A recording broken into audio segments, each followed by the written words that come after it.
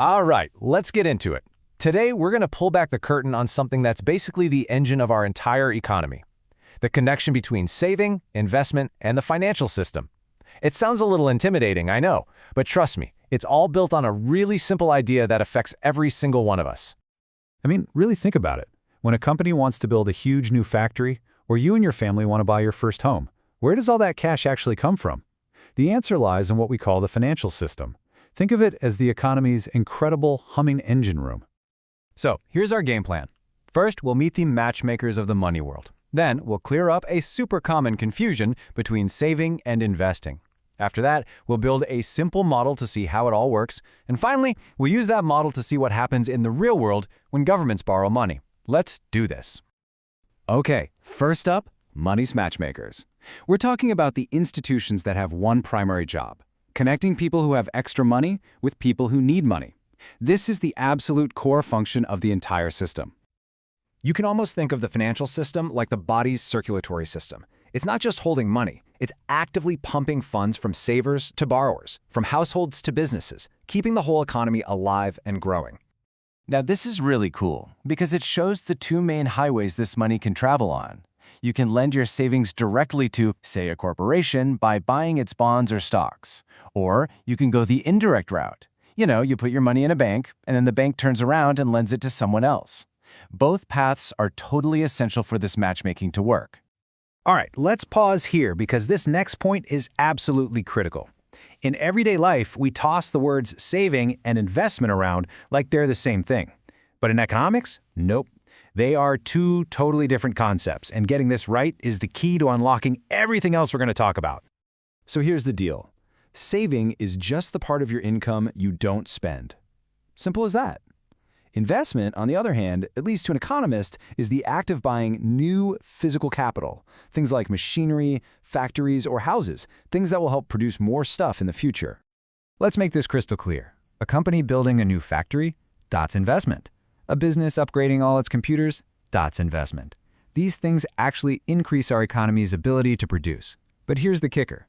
Buying a share of stock is technically an act of saving because you're making your funds available for a company to potentially use for its investment. See the difference? Okay, so we've got savers on one side and investors who need cash on the other. How on earth does the economy coordinate all of this? Well, we can actually see how it works with a beautifully simple model: the market for loanable funds.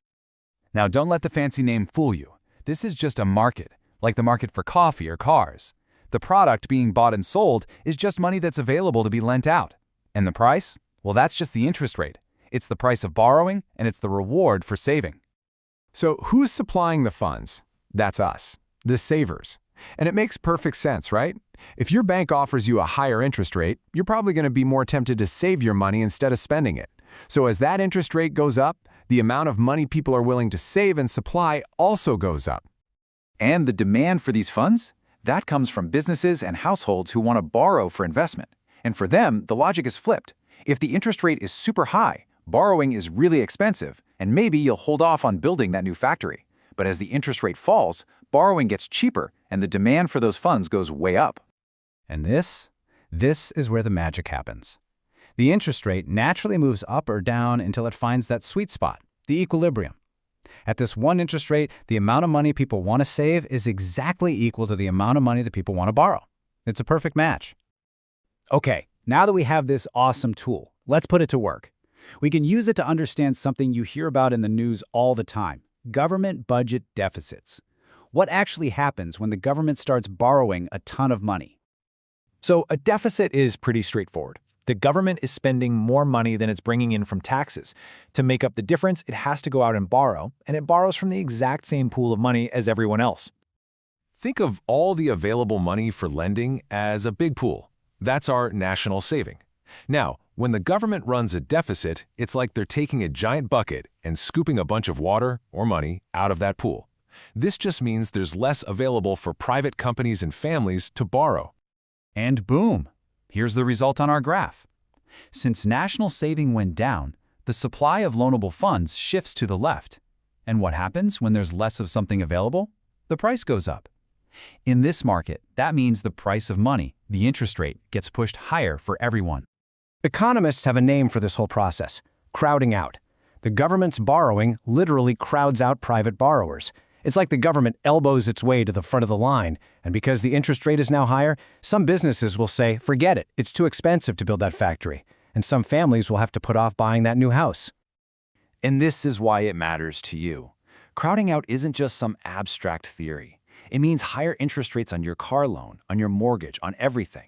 And since business investment is what really drives long-term prosperity, less investment today can mean a slower, less prosperous economy for all of us tomorrow.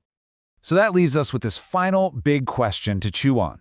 Our simple model shows us a clear trade-off. It's not a political opinion, it's just economics. When the government borrows, it can drive up interest rates and reduce private investment. So the real question becomes, when the price of borrowing money goes up, who is it that ultimately pays that price?